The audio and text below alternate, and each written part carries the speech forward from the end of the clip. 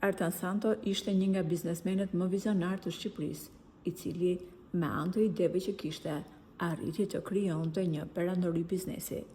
Por duke se segmentet e caktuara të politikës vendosën që ta eliminonin dhe me një plan të mirë menduar, e eliminua në orët e para të mëngjesit, teksa biznesmeni po hynte te banka Credins në blok. Dy personat me motor, që kanë edhe autorsinë e ngjarjes, u paguan mjaft mirë nga porositësi, por pas 2 vitesh, të dy autorët e kësaj ngjarje u eliminuan, po nga porositësi i tyre, çdo gjë u bë që të humnin gjurmët dhe të mos zbuloi se kush e urdhëroi eliminimin e Santos.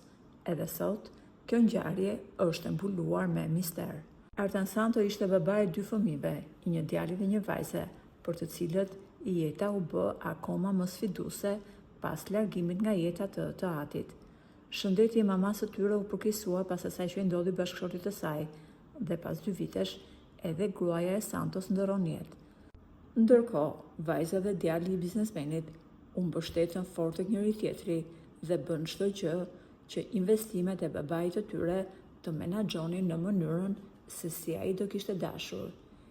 Emi dhe Egi Santo, vajza dhe djali i biznesmenit, pas studimeve të larta në Itali janë kthyer në Shqipëri për të menaxhuar bizneset që babai i tyre i ngriti me aq dashuri e pasion.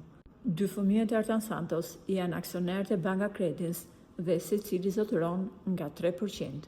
1% kjo jo shumë e lartë, duke u nisur nga fakti që babai i tyre e themeloi këtë bankë.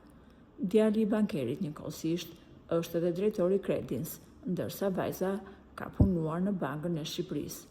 Fëmijët e biznesmenit kanë një profil mjaft privat të jetës së tyre, por miqtë e tyre të ngushtë shprehen se ato janë 2 fëmijë, jo vetëm të edukuar dhe të shkolluar, por janë 2 njerëz të mrekullueshëm që ndihmojnë kudo sapo i jepet mundësia.